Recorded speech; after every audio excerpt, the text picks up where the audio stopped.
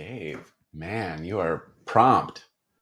Yo, yes, you are the first. You're first in here, and you're first right here. How about that?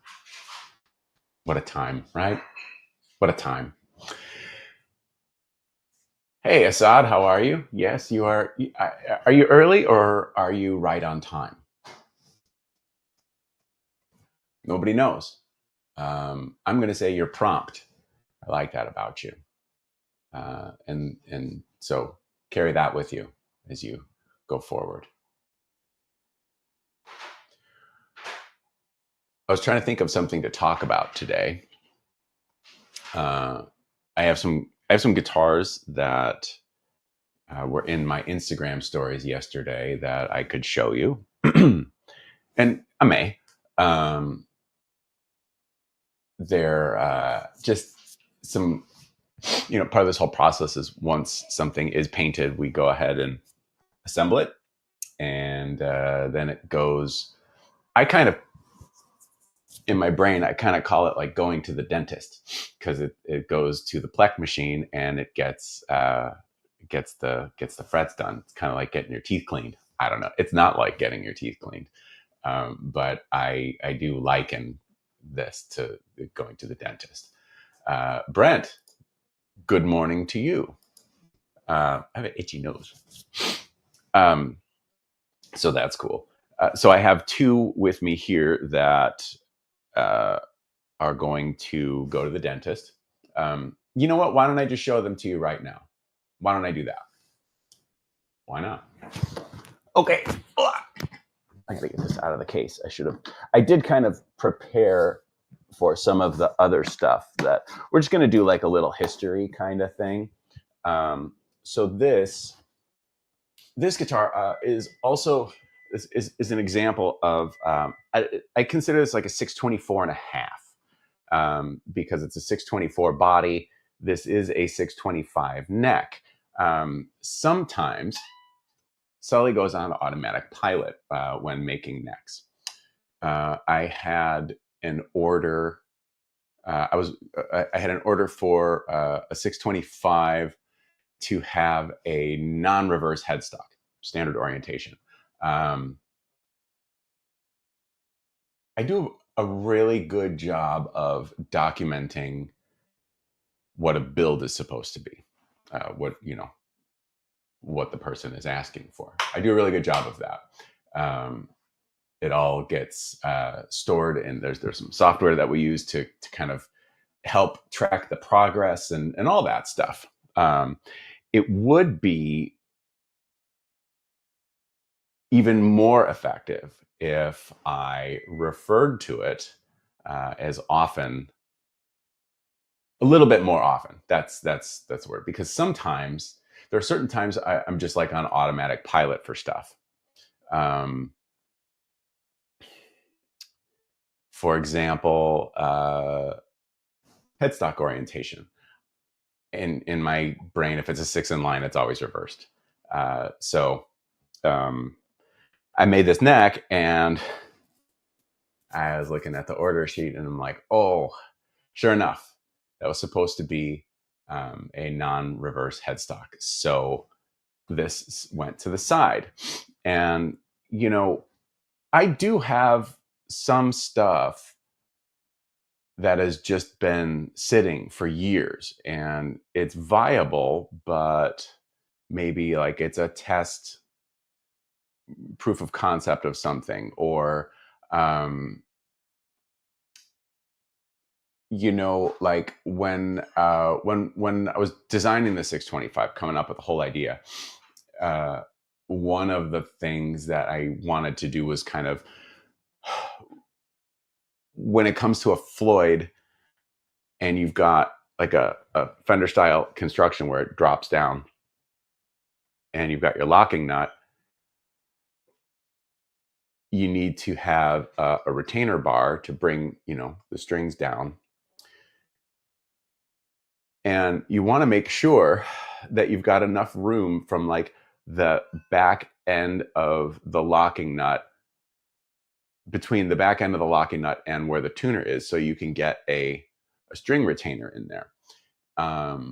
Like I've got, I think, I've got this really, really nice 625 neck that it's like flame roasted maple, but like it's a little tight, and like I could, in theory, like it's perfectly fine. It's just like it's not quite it. So like that neck is sat for at least 2 years. Anyway, so this was one of those things where from time to time I'll mention, usually like in the Conspiracy Series Facebook group, because that's usually gets better reach. I'll say, hey, now's kind of a good time if you want to like maybe get like I guess you can call it like a shop special, where we've got some stuff that weren't like bodies or necks that weren't necessarily intended for one another, but they can go together. And then we'll do those at a, cut a deal and that sort of thing. I think we've got some stuff that kind of falls into that category right now that I think about it. But anyway, this was one of those things. And so this, we did a 624 body, and this is a Steve Stevens kind of thing. The client who was kind enough to take me up on this, hey, you want to buy something offer. When Steve Stevens was with Washburn, I guess he had some like Superstrat styles that had slanted humbuckers. I will tell you that this is a mindfuck. I did have to make this body twice because the slant, I didn't have it lined up proper. I didn't have it centered, because it's like, what part of the center is, what are you using? And like in my brain, it was like, well, it's just like a Jake slant, and it is and it isn't. So anyway, happy that this one turned out okay. People ask from time to time, is there any kind of tonal change or any of that stuff? I don't know, probably. I know that, Ed started the whole slanting a humbucker, although I think he did it the other way. I don't remember. That was done. So like when you've got something that has like a fender spacing, so your strings line up over the pole pieces. Is that something that's like super, super important? It is to some people. Like the magnetic fields of these poles are, like probably gonna be all right. But like some people like, well, I noticed like a diminished something or other, like a diminished 7 or flat 9. So, anyway, you can match them up. So like, why not? Anyway, so this, I guess in theory, we're moving the, I don't know, it's somebody asked for it, so we did it. But yeah, this is pretty cool.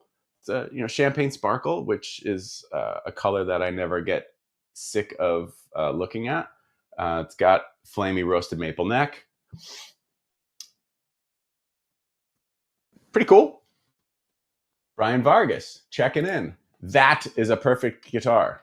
Well, Brian, thank you. Thank you for your nice words. Yeah, it's nice of you. We'll make you one. About it. Let's go. Come on, Brian. I've already got the program. Now we can just run it, and I don't have to agonize over this part anymore. Is it on center? I don't think it's on center. Is this on center? Fuck. No. So yeah, we can let's go. So that's one that's going to get plecked, and then the other one. Let's slide this over there. Let's see. Let's get this. Meow, meow, meow, meow, meow, meow, meow, meow, meow, meow, meow, meow, meow. Like my jammy pants? Houndstooth. I love a houndstooth. Okay. Now, this one is pretty bonkers. Let's see. Rounders, you could make that argument. Snappier Bottoms. Wasn't that the name of your all male dance troupe when we were working together at It's Raining Men? No? Should have been. Should have been. Are those traditional reversed Raven headstocks available on a 624T? Not right now. However, stay tuned. Although, you know what? Like, if I had one on hand, I don't think they would. Yeah, never mind. Stay tuned on that.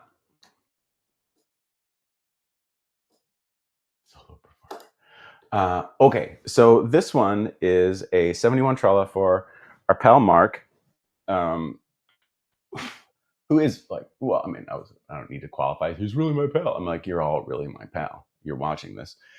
Many of you are clients. That means you have achieved pal status. But I've known Mark. I actually met Mark through the Jackson Forum like a bajillion years ago.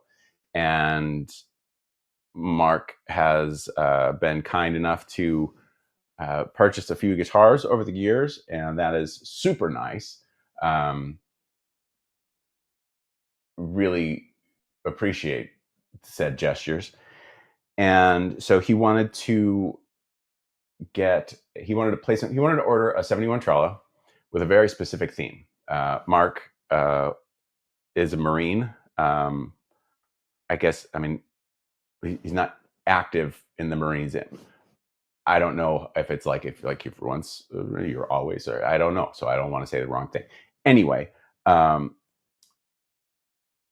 so Mark wanted a guitar that kind of commemorates that, not kind of commemorates, that 1000% commemorates that.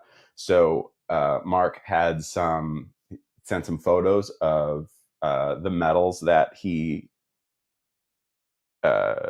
received while in the Marines. And that was going to be part of it. And he wanted it to be the color palette to match Marines dress blues. Now, that may seem that was a very involved thing, because if you're going to do that sort of thing, the colors have to be the correct colors. And since we use, automotive paints for this sort of thing, there's not really a whole lot of Chevys and Fords and Kias and Hyundais and BMWs and, whatever that have, color chips that just happen to match. So we had some Pantone colors, which don't always carry over. You have to find the right place that can mix up colors based on Pantone colors. And then so we did some spray tests of the paint, sent to Mark for approval. We did some further tweaking, and then it was done. So I'm going to show you this. So this isn't black; it's midnight blue, but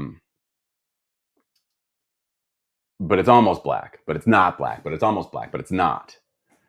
And that's a very important thing. Mrs. Selly is about to go off to Pilates. I love drinking those. I forget what commercial that was from, but that always cracks me up. Good job. And so you've got, I think this is midnight blue, the name of the color. And then you've got sky blue. Oh, I tipped it off. And then you've got sky blue on the back. And then you've got the red. And so this red was quite a tape out job, because it wraps. It also goes into the Floyd cavity, stays crisp. Now, I'm not going to lie. If I was painting this, I probably would have missed that detail because it's a cavity. It's going to have a cover. Not our pal Stike who painted this. And also like this step down from here to here, there's a flat here, and just yeah. And then the stripe go. And there was the question of like, does the stripe go down the center, or what, or on the center, or does it go around the point? And then the red stripe. This is also paint, and then we've got that on the top, and then so we've got a gold metal logo. We've got so the inlays themselves. This is gold acrylic, and the stripes are Mark's Rank. As you can see, we got the inlay pattern comes from this chevron patch here with the crossed. So we did that at the 12th. It's got gold Evo fret wire. I put gold pickup rings on it, and yeah. So and it's got brass side position markers. So it's a bit of a departure from what we normally do. But it was also one of those things where Mark's a good pal, and let's see if we can do it. And I'm glad to say we did. So this one will be wrapped up shortly.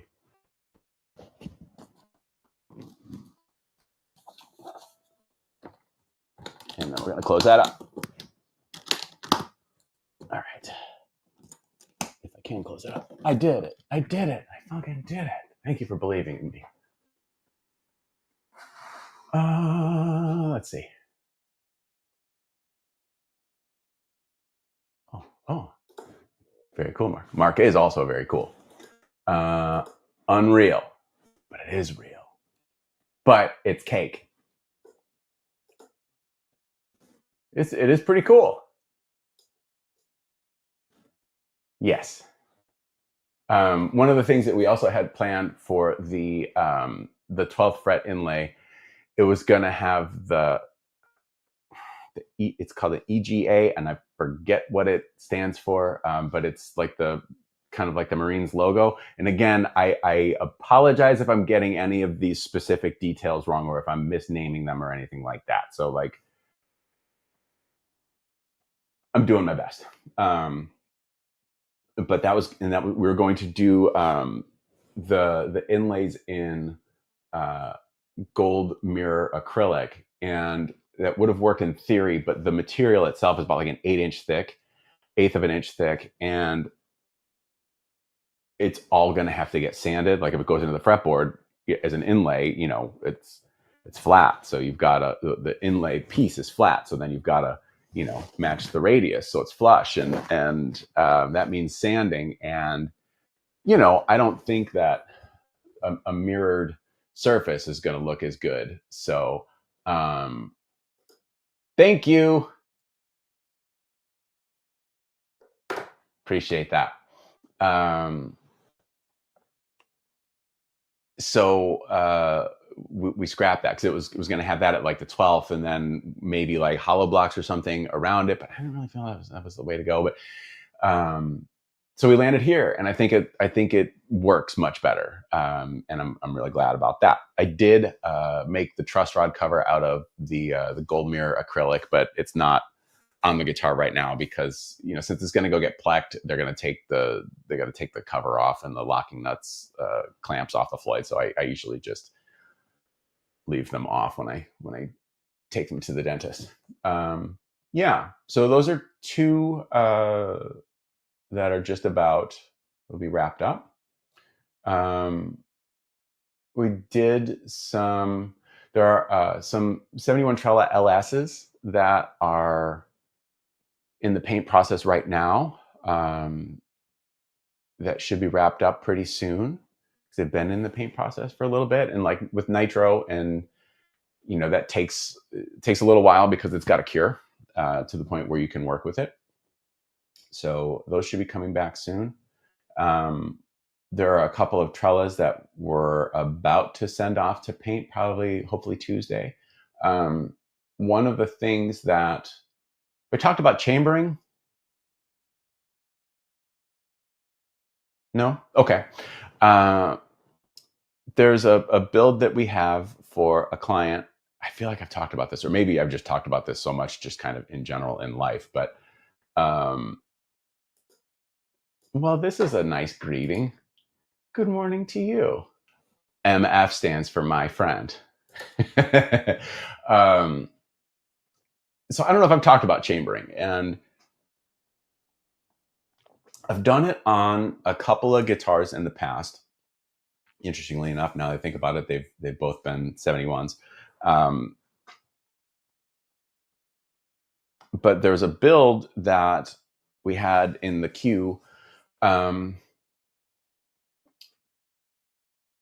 that is for a client who, we need to do things a little different from how we normally do. This particular client, when I asked, well, what kind of guitars do you currently have? And there's this list, and I'm like, okay, what I do is very different from that in the sense that, um, they're not based on 50s designs and specs. So already I'm thinking, oh, he's not going to like this. Not really, this is going to be an expensive guitar, and he's not going to like it. So, and I'm like, okay, well, what do you like as far as neck shapes? And it's like, well, I kind of like this, like standard industry standard stuff that a lot of people like, that I really don't. And so, uh, and I'm like, okay, well, I want to make this. It's how do we do this? Um, Other than, to their liking. So what I decided I was going to do, I'm like, okay, well, I can find parameters of those particular necks, and I can make some test necks. They won't have like a headstock or anything. It's just really just kind of like the neck shaft and like a fake fretboard. I mean, it's all real wood, but like I'm not putting a truss rod in it, and like the frets, like there might be fret slots. I don't remember. And so I made these two, and I'm like, okay, so this is my interpretation of this particular profile. I found a couple of different variants, so I'm going to make these two. You tell me which one you want.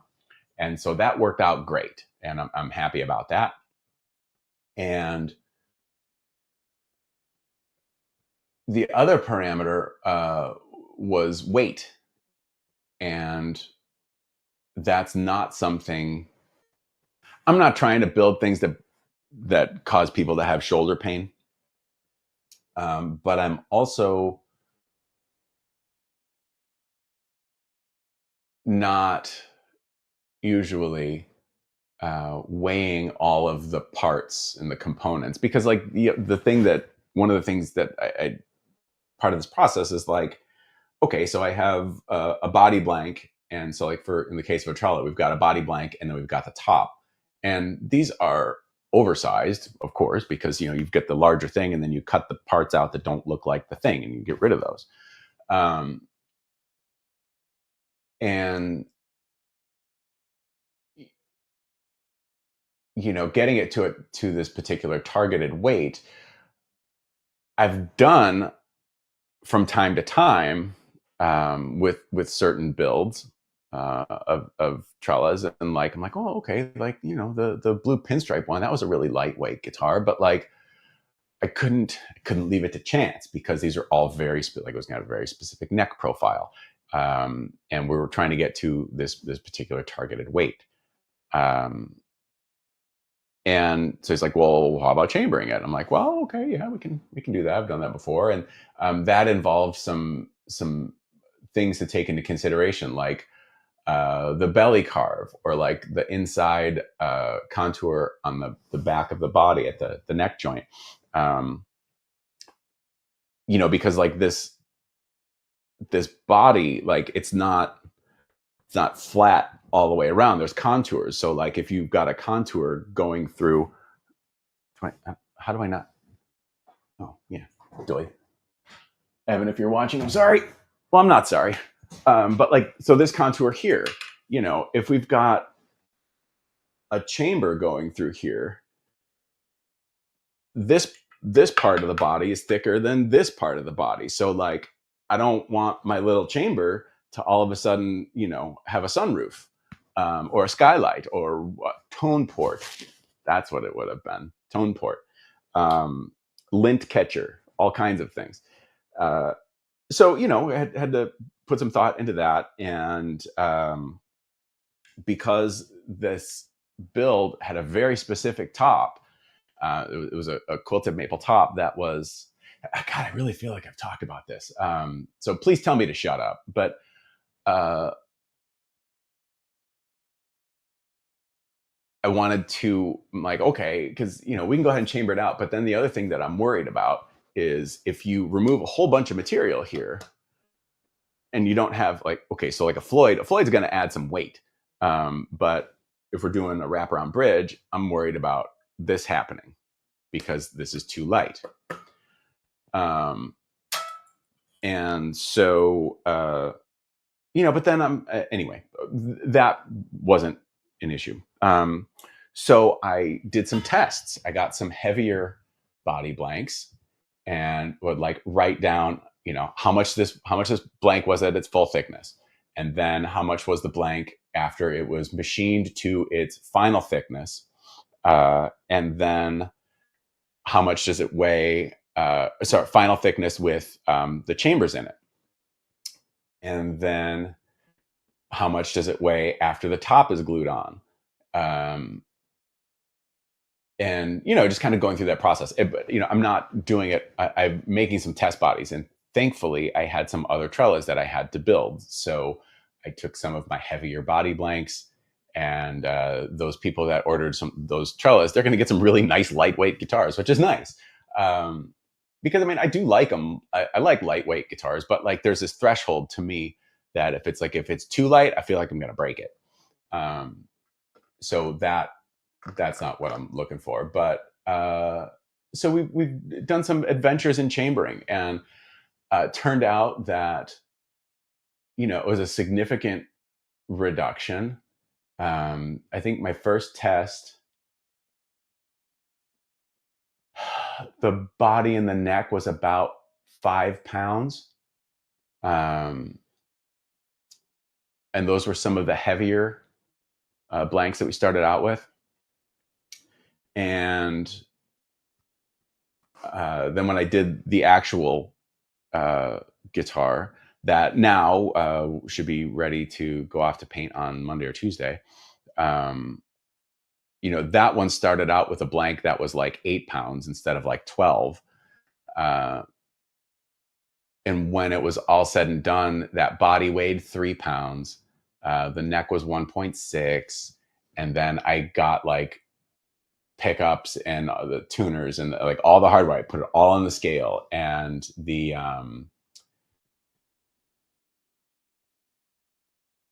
it was like 6 even or something like that. It's kind of bonkers. So that's cool. It was something I was, stressed out about, because I just want to make sure that like I'm making this person what they want, because, well, that's what I want to do anyway. And it was just so foreign, I had to have this kind of conversation where it's just like, I want to make you what you want, but it's going to kind of spin me out a little bit. And if you saw my Instagram stories, like it's easy for me to spin out. So that's why I want to send you like these necks, and you tell me which one feels good to you, and I'm going to make you that one. And it's cool to be able to do that. That does make the process a little bit easier. So so yeah, there are 2 trellis that are going. Both are getting celluloid finishes. Yeah. So cool story. Oh, David knows what's up. Happy laundry day, dude. I've got so much laundry to do. it turns out I've got like 4,000 black t-shirts, which is great.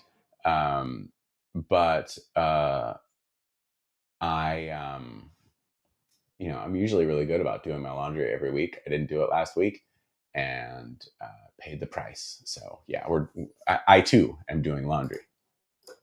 6 to 7 is a perfect weight. That's what people say, and it is a nice weight. Like this one is definitely not, but it's got a Floyd, and like to me, like I put this on, and I'm like, yeah, we're gonna do something, but like not like, oh, we're gonna cause me shoulder separation.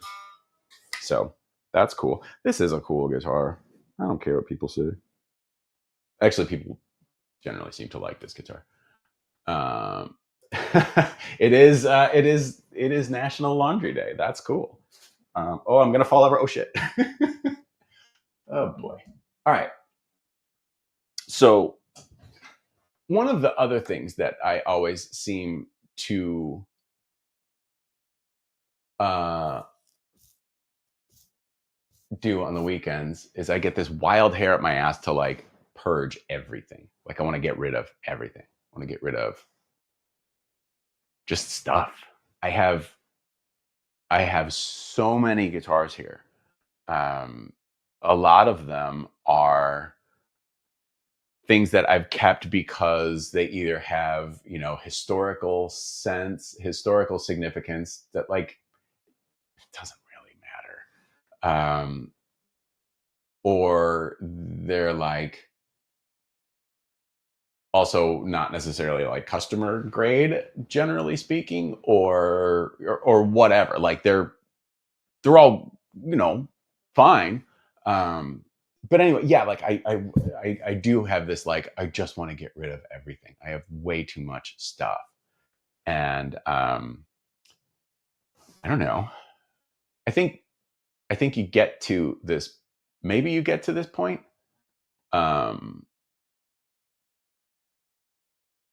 maybe we get to this point in life when we just want to get rid of things. Um, I don't know. Oh, Chris, Chris, so Chris is the nice guy who got the Champagne Sparkle 624 that I showed you earlier. I guess it's a 624 and a half. We were talking about that, Chris. I was talking about that. Everybody else was nice enough to listen. Yeah. See, I don't have that many pedals. I have pedals like I do. I do have one of those Randy Rhoads pedals. It's still in the. It was gifted to me, which was very thoughtful. But like it's still sealed, and like I'm never gonna use it. At least I don't think I am, because like I barely turn that thing on. And we've got the amp at the shop. There's actually two at the shop now. For now, and uh, there are pedals there that some are which like my own, but like Adam's put a couple. But yeah, the guitars and the anxieties. Yeah, no, that's 1,000%. You telling your friend about purging stuff? Yeah. Yeah, I do. I'll show you the guitar. I mean, if I feel bad that I showed it to everybody, and now that the owner is watching, I mean, you did see it, but like, here we go, here we go, and we did that. Don't worry, we got that. I'll eventually put the string tree on. Flamey Sculpty. What does that? And that's cool because I don't know. I think that's what the people are into. And if I'm able to make something that the people are into, that means I can still live indoors. Actually, that's Mrs. Sully still likes me. I can still live indoors. Aaron, good morning to you. How are you? Getting rid of crap we don't use. Yeah, and like the stuff behind me isn't necessarily like stuff I consider crap, but appreciate that. Like, okay, so I'm going to show you, and I'm going to do some show and tell. These are things that I'm sure I've posted in the past. These are guitars that are hanging in the front room of the house, or the front room, depending on what part of the country you're in. And these are things that, you know what, I kind of redid the front room after I moved out of the garage, and you know, because like that was also like an office, and this is an office, and I just kind of, and I got to move, and like, oh my god, this is very much of a very much this crossroads moment where I'm kind of losing my mind about, am I making the right decision? And you have to make a decision, and you know, usually I'm very good at making decisions.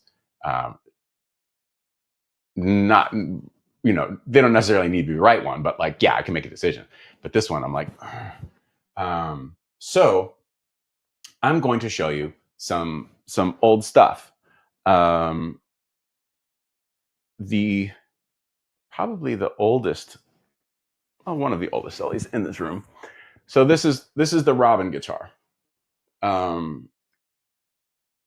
and I painted this in the first Sully's Guitar Garage, which was before the videos. And I wanted to, you know, Robin and Nikki Sixx were the reason that I like this shape. And so I made this, and the stenciling was from one of Robin's case stencils that I had possession of at the time. It was loaned to me, and it was also around the time when the Jackson Charvel Forum, we were doing the Big Red tribute.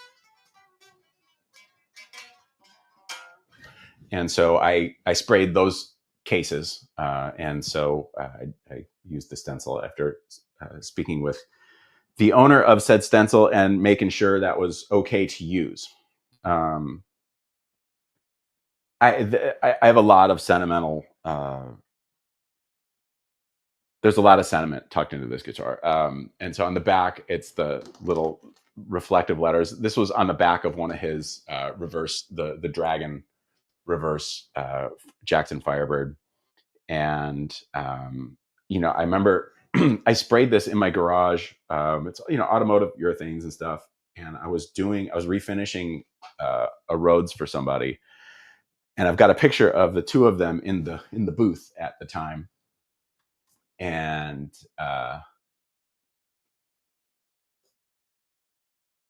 oh, that's cool. I'm glad it still exists. I'm not gonna lie, I wish I had it, but I'm perfectly happy with where that resides. And so, oh, so Brent, so the Sully Museum, actually, what I consider the Sully Museum is our pal Drew's house, who's in maybe he doesn't want to say where, and he's got 11, I think so. Yeah, so that's what I call the Sully Museum. Sully Museum. And so anyway, so I painted this and this Rhodes at the same time, and I remember when I was color sanding, you know, I'm burning through these edges and hitting the primer, and at first I'm like, ah. But then I'm like, oh, wait a minute. All of Robin's white guitars were, well, the ones that had graphics, they were just shot with primer white, and then the art was done on top of it, and they weren't clear coated. So like, this is kind of like that. So, you know, let's go with it. And so this is an actual working personnel pass from the Dancing Undercover tour. I had two. This is the second one because my original plan was I had the pass on and I was going to clear coat over it.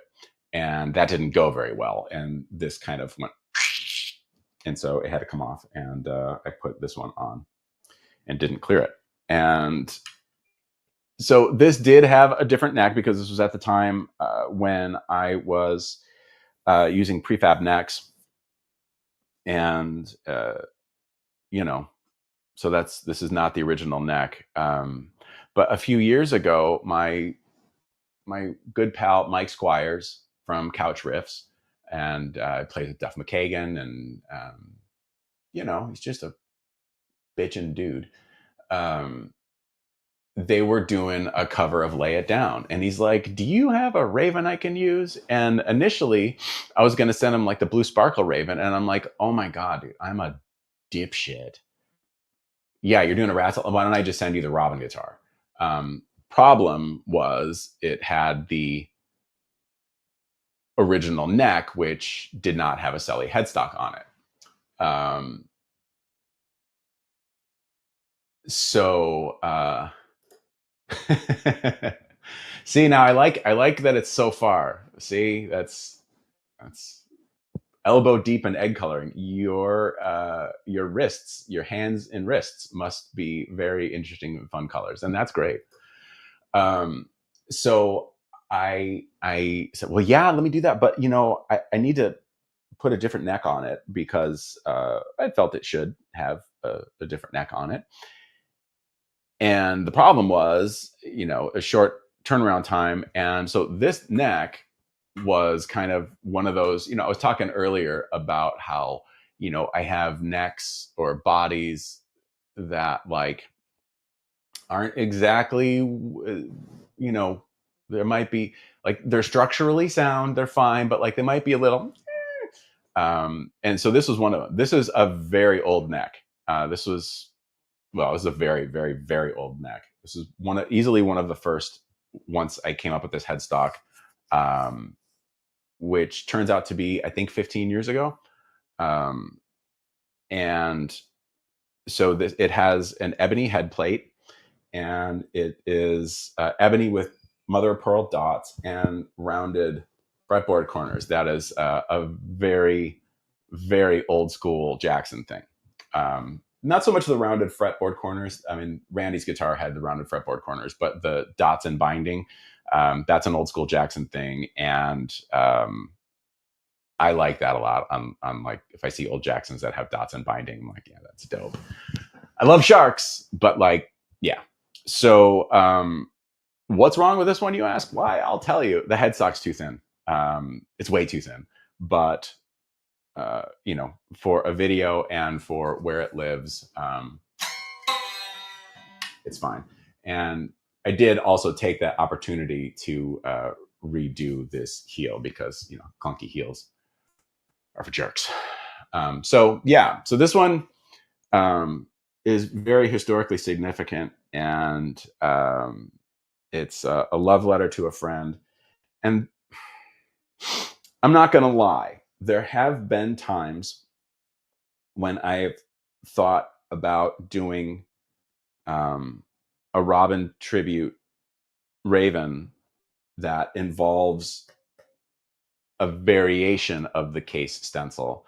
But I think the problem is that, like, with the way that the raised center goes, I don't think it lends itself well to being stenciled. Because while this isn't a flat surface either, this middle part is on the raised, this one is on the lower, this one is on the lower, and it kind of works out okay. But you can see this in action if you Google Couch Riffs, Lay It Down. It's great performance. It's got Mike Squires. It's got Steve McSwain singing. It's got oh my god, forgetting Dave Rappaport. Guy's really, really, really good guitar player. I think that's not his name, but I also think it might be playing lead. And the drummer that they use, he's a gospel drummer. It's a different take when you get to the solo, but like, it's gonna go check it out. Just go check it out. You'll go. Well, I wasn't expecting this because there's a tempo change, but give it like 2 listens, and you're like, yeah, okay, that's kind of dope. Anyway, so this is this is that. Pickups is a Duncan, probably a Duncan Custom, and maybe a Duncan 59 or a Jazz. I don't know. Yeah, so this would be one that I would, you know, house is burning down. Um, you gotta. I mean, that's really a silly scenario, but like, I wouldn't want to get rid of this one. I do want to make a proper neck for it though. But I, you know, I don't have to. So that's that. Um, Doug Rappaport. Yes.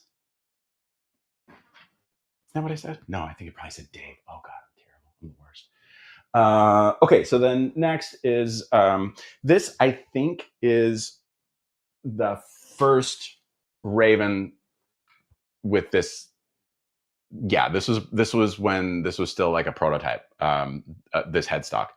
It's got the original logo. I've shown this guitar. This is the Chicago flag. I painted this in the garage. My buddy Mike Learn, gave me this. He made the stencils for me, and I sprayed it. And I remember I got a white pickup. This is a Duncan Custom, which to me is their best pickup. And fans, yeah, I think it's their best bridge pickup. Not a whole ton really to report. Like I have fond memories of painting this. I did paint the pickup ring when I was doing the body because I wanted the white to be the same. And same with the volume knob. I painted. You can tell. What else? So this is another old Jackson thing. I mean, they weren't the only person to do it. It's dots and binding, but it's got the binding goes up over the fret ends. That was going to be like the standard. My God, is that a pain in the ass? And the juice isn't worth the squeeze. I've talked about that before. It's got a rounded fretboard end. I already said that. This has a square heel. This was when I was just kind of trying to play around with ideas of how do we make this have a comfortable sculpted out. I mean, look at that. This was fun to do. I enjoyed sculpting that. As you can see, I never made a control cavity cover for it. And the hot wire broke from the pot, so this would need to be rewired. Yeah, the neck on this, it's real thin. It is definitely wide and flat. And this was kind of just as like I was kind of playing around with volute ideas, and there's a little mark there from when I was drilling the mounts for the lock nut and went a little too far. I think these are, there's a YouTube. I talked about this on YouTube. I think these are the original strings because these tuners, those are just Jackson branded tuners for a right-handed headstock mounted upside down, and I did not drill the holes. So these are probably the original strings from whenever I completed this forever ago. This is, yeah, like I wouldn't, I think when it comes down to it, like I would probably get rid of everything. This would be hard to let go. This one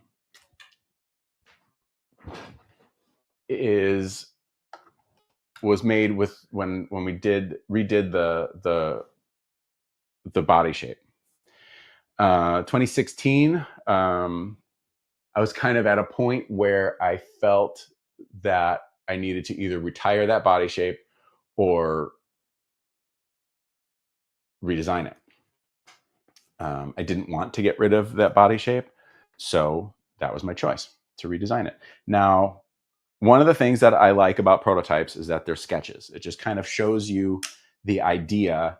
And, I'm a big fan of just make the thing and refine as you go. So I had made this neck. A good pal gave me this Bacote neck blank, and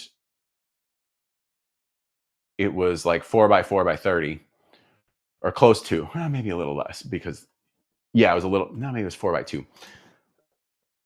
I'm not going to be tested on this later, but the reason why I'm saying that is because I remember that the blank wasn't quite tall enough to have the bottom of the headstock. So like there's a little bit that's grafted from the blank to kind of finish it out here.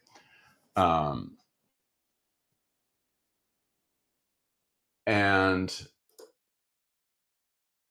okay, you know what, Joe?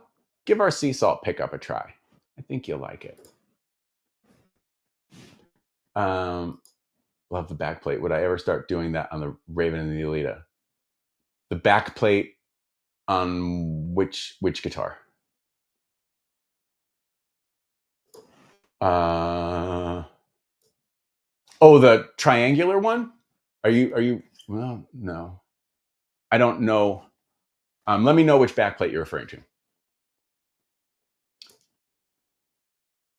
The jack plate. Oh, like the recessed Strat style? No, I won't be. So that was good segue.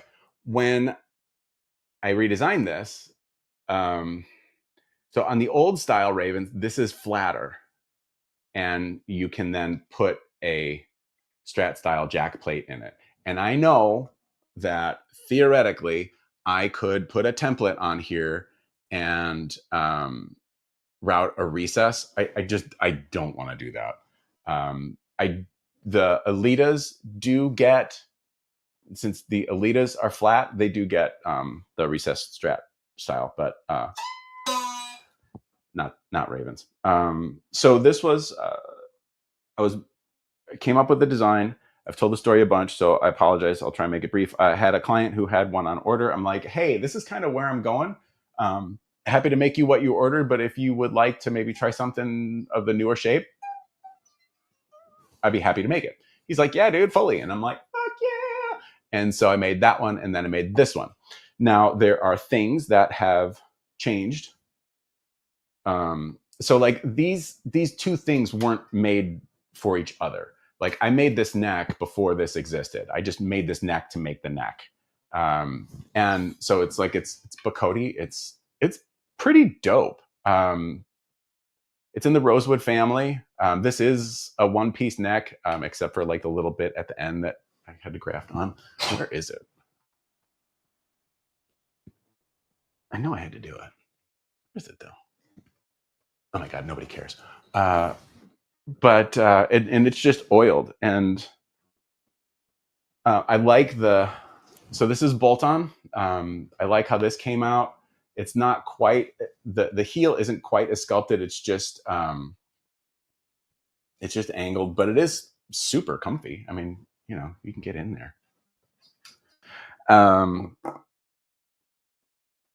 Things that did change is, so like the location of where these lines start, it was all very arbitrary because I had a very thick MDF template, and I still do, that it goes, we just kind of tape it on there, and bit rides around and cuts off the rest. This eventually has moved down, so this line is more in line with here. However, one thing that used to happen when I used to do body binding on this shape, I've stopped doing it because it usually has to be done again, because so like I make the body at its full thickness. Oh wow, we're gonna end in 5 minutes. And you make the body to its full thickness, and then you got to cut the binding, and then you got to bind it, and then the template goes on, and then you lower the wings. And what would often happen is the router bit would blow it out, and I'd have to rebind the whole thing. But then, anyway, so stop doing that. At the time, I just had like a template of like, okay, 22 fret double hum pickups, and I would just kind of slap it on, and that's where it goes. This should have come forward a little bit, but like this part of the fretboard,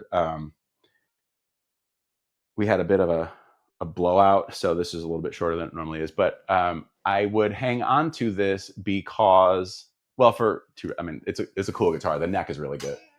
This thing plays really well, and it has some rock star lineage. This was a house guest for Mr. Six for a few months while we were getting acquainted, and while I was making the Raven for him.